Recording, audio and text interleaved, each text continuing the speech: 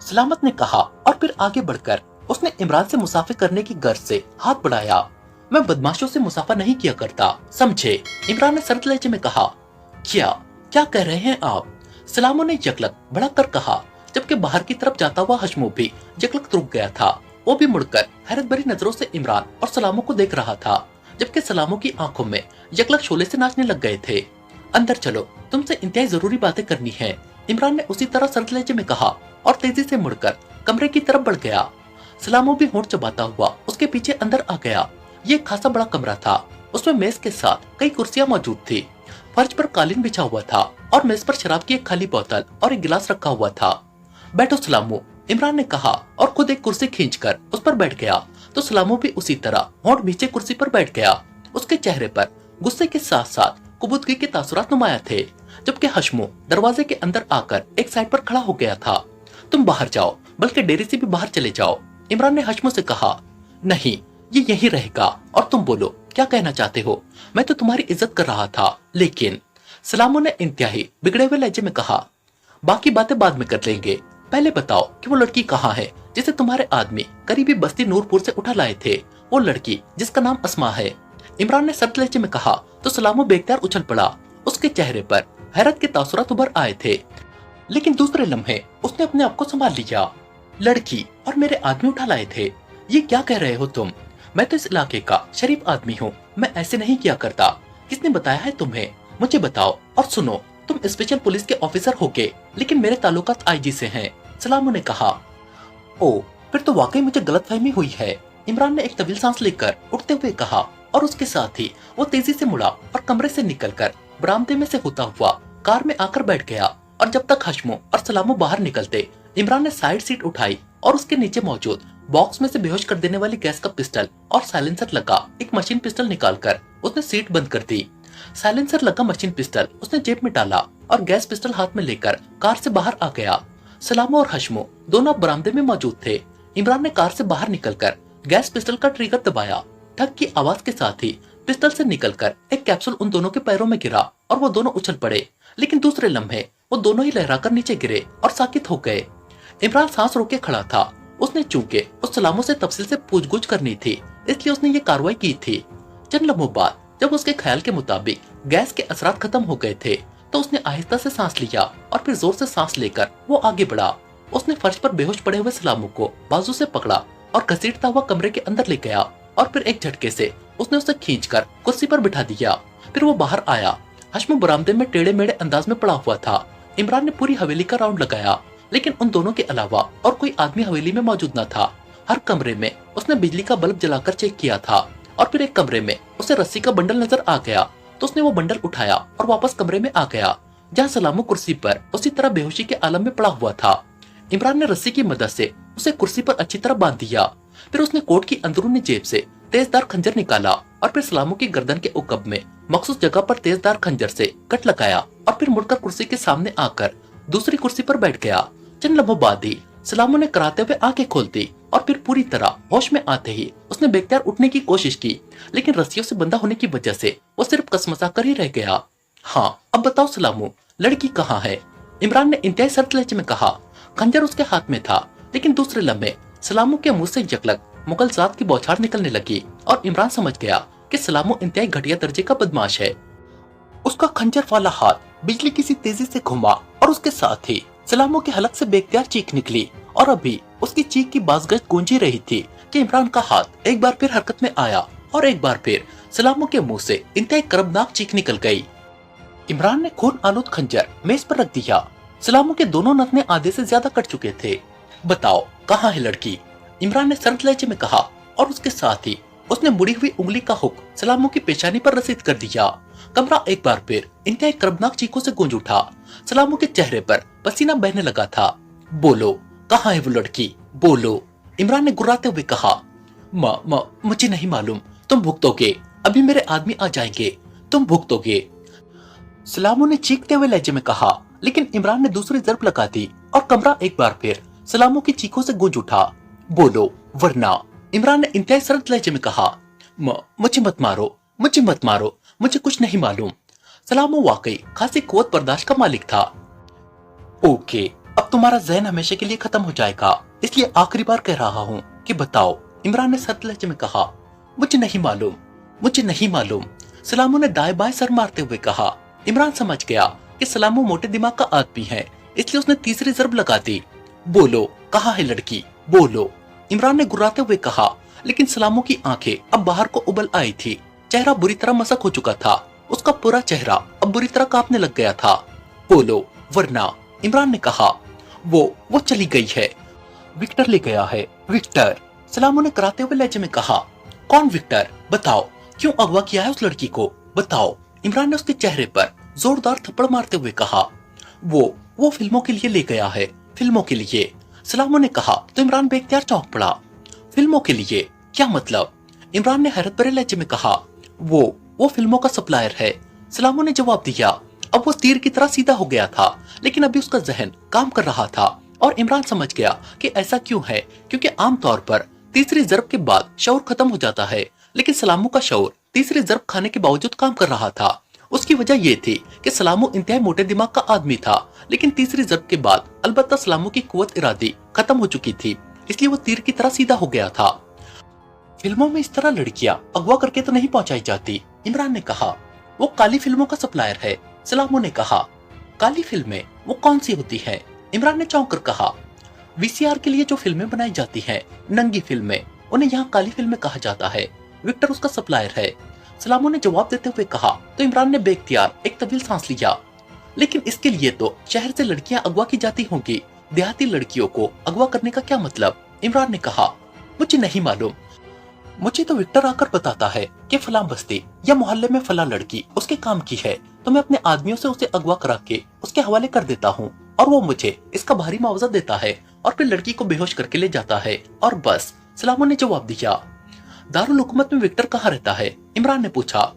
उसका ठिकाना ताजो का होटल है, जिशान रोड पर ताजो का होटल, सलामू ने कहा। वो किसी लड़कियां सप्लाई करता है, इमरान ने पूछा। मुझे नहीं मालूम, वो उसका बिजनेस सीक्रेट है, वो क्यों बताएगा, सलामू ने जवाब दिया। कब से वो ये धंधा कर रहा है, इमरान ने पूछा। काफी अरसे से, 10-12 साल हो गए हैं, सलामू ने कहा। तो इमरान ने एक तवील सांस लिया और जेब से साइलेंसर लगा मशीन पिस्टल निकाल लिया। तुम माशरे का वो नासुर हो सलामू, जिसका इलाज मौती है, इमरान ने कहा। और फिर इससे पहले कि सलामू कुछ कहता, इमरान ने ट्रिगर दबा दिया और दूसरे लम्हे तड़तड़ाहट की आवाजों के साथ ही सलामू का जिस्म झटके खाने लगा और चंद लम्हों बाद ही वो साकित हो गया। इमरान ने खंजर उठाकर उसके जिस्म के गिर्द बंधी हुई रस्सी काट दी और फिर खंजर उसके लिबास से साफ करके उसने जेब में डाला और मुड़कर कमरे से बाहर आ गया। उसने बरामदे में बेहोश पड़े हुए हशमू पर भी फायर खोल दिया और हशमू का जिस्म बेहोशी के आलम में ही चंद लम्हे तड़पा और साकित हो गया। तो इमरान ने मशीन पिस्टल जेब में डाला और फिर वो कार में आकर बैठ गया। चंद लम्हों बाद उसकी कार हवेली से निकलकर तेजी से दोबारा थाने की तरफ बढ़ती चली गई। उसने थाने के सामने जाकर कार रोकी और फिर नीचे उतरकर वो अंदर गया तो एसएचओ और उसका अमला वैसे ही मौजूद था। उन सब ने इमरान को सलाम किया।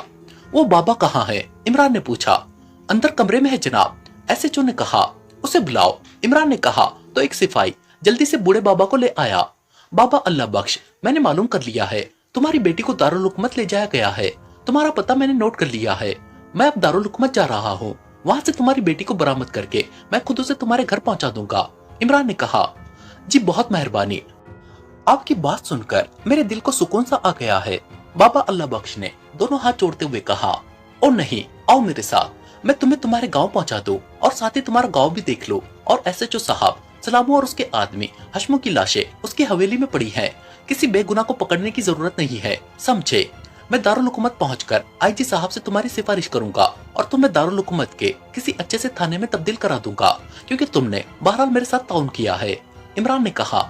मैं समझ गया जनाब, वैसे भी सलामू और हशमू मुजरिम थे जनाब, एसएचओ ने कहा। तो इमरान ने इस्बात में सर हिला दिया और फिर उस बूढ़े को साथ लेकर वापस आया। उसने उसे कार में बिठाया और फिर कार लेकर आगे बढ़ गया। मेरी बेटी मिल जाएंगी ना साहब, बूढ़े ने दर्द भरे लहजे में कहा। इंशाल्लाह, तुम फिक्र मत करो, इमरान ने कहा। और बूढ़ा बेख्तियार इमरान को दुआएं देने लगा। इमरान उसकी निशानदही पर कार बढ़ाता हुआ तकरीबन 6-7 किलोमीटर दूर एक बस्ती के करीब पहुंच गया। बस तुम यहाँ से उतरकर घर जाओ, मैंने जल्दी वापस जाना है ताकि तुम्हारी बेटी को जल्द से जल्द बरामद किया जा सके, इमरान ने कहा। और उसके साथ ही उसने डैशबोर्ड खोला और उसमें से बड़ी मालियत के नोटों की एक गड्डी निकालकर उसने डैशबोर्ड बंद कर दिया। बूढ़ा हैरत भरी नजरों से उस गड्डी को देख रहा था। वो नीचे इसलिए न उतर सका था कि उसे कार का दरवाजा खोलना ही न आता था। इमरान ने हाथ बढ़ाकर कार का दरवाजा खोला और उसके साथ ही उसने नोटों की वो गड्डी बूढ़े के हाथ में पकड़ा दी। ये क्या है? बूढ़े ने चौंक कर इंतहाई हैरत भरे लहजे में कहा, तुम्हारा कोई बेटा नहीं है ना, इसलिए मैं तुम्हारा बेटा हूँ और तुम बेटे से इनकार नहीं करोगे बाबा, अल्लाह बख्श। ये रख लो और फिक्र मत करो, तुम्हारी बेटी मेरी बहन है, मैं उसे हर सूरत में बरामद कराऊंगा। इमरान ने कहा तो बूढ़ा अल्लाह बख्श बेख्तियार रोने लग गया। ओ, इस दुनिया में ऐसे फरिश्ते भी रहते हैं। बूढ़े ने रोते हुए कहा, मैं फरिश्ता नहीं, तुम्हारा बेटा हूँ, तुम फिक्र मत करो और इसे छुपा लो, ऐसा ना हो कि कोई तुमसे छीन ले। इमरान ने मुस्कुराते हुए कहा तो बाबा ने इमरान के सर पर हाथ रखकर इंतहाई गुलूगीर लहजे में उसे दुआएं दी और फिर गड्डी को वो चादर में छुपाकर कार से नीचे उतर गया। इमरान ने कार का दरवाजा बंद किया और एक तवील सांस लेकर उसने कार मोड़ी और उसे दारुल हुकूमत की तरफ जाने वाली सड़क की तरफ बढ़ाता चला गया।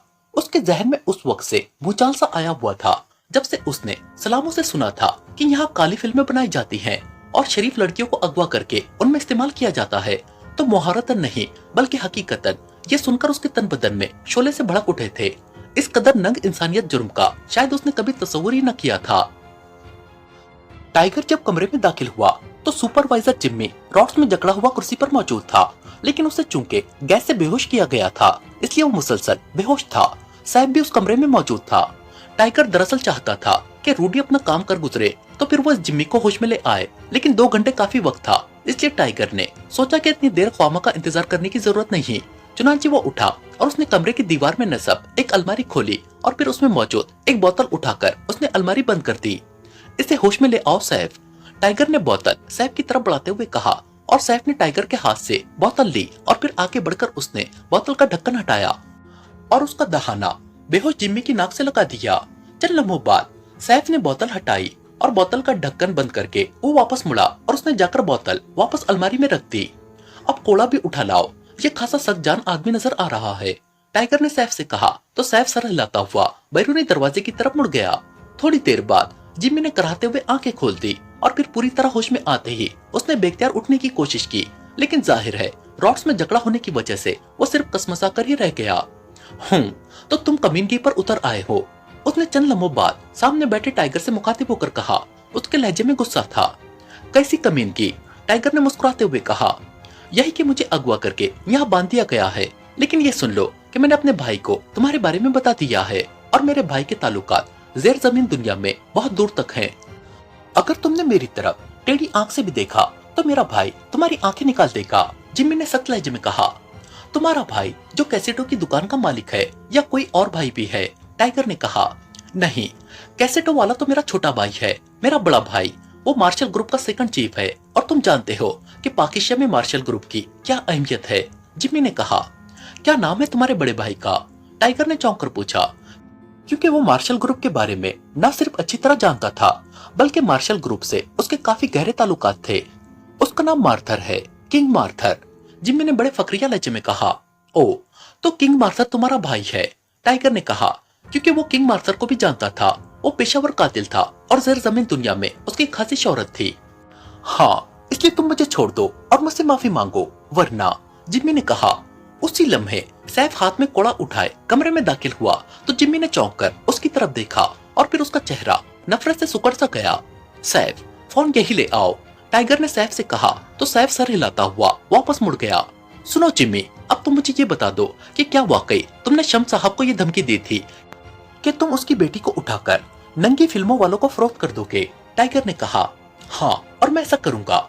उस शख्स के बेटे ने मुखबिरी करके हम पर रेड कराया, इससे इलाके में हमारी बेइज्जती हुई।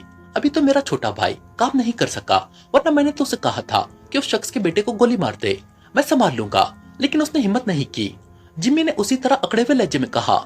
उसका अंदाज ऐसा था जैसे टाइगर ने उसे अपने तहफ्फुज़ की खातिर रस्सियों से बांध रखा हो। उसी लम्हे सैफ हाथ में फोन सेट उठाए अंदर दाखिल हुआ और उसने उसका प्लग मखसूस सॉकेट में लगा दिया। टाइगर ने रिसीवर उठाया और तेजी से नंबर प्रेस करने शुरू कर दिए। उसने आखिर में लाउडर का बटन भी प्रेस कर दिया था। Marshal club. राब्ता कायम होते ही एक चीखती हुई आवाज सुनाई दी। मैं टाइगर बोल रहा हूँ, किंग मार्थर यहाँ मौजूद होगा, उससे बात कराओ। टाइगर ने सख्त और सर्द लहजे में कहा। होल्ड ऑन करो, दूसरी तरफ से कहा गया। सैफ, जिम्मी के मुंह में रुमाल ठूंस दो, टाइगर ने सैफ से कहा। तो वो बिजली की सी तेजी से आगे बढ़ा और थोड़ी सी जद्दोजहद के बाद उसने जिम्मी के मुंह में रुमाल ठूंस दिया।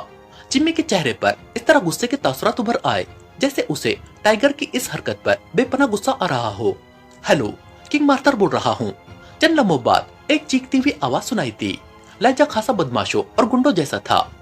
टाइगर बोल रहा हूँ, टाइगर ने सर्द लहजे में कहा। हाँ बोलो, क्या बात है? दूसरी तरफ से अकड़े हुए लहजे में कहा गया। सुपर क्लब का सुपरवाइजर जिम्मी तुम्हारा भाई है? टाइगर ने पूछा। हाँ। क्यों? तुम क्यों पूछ रहे हो? दूसरी तरफ से कहा गया। तुम्हारा भाई इस वक्त शदीद जख्मी हालत में मेरे पास मौजूद है। उसे उसके दुश्मनों ने शदीद जख्मी कर दिया है। मैंने उसे बड़ी मुश्किल से बचाया है।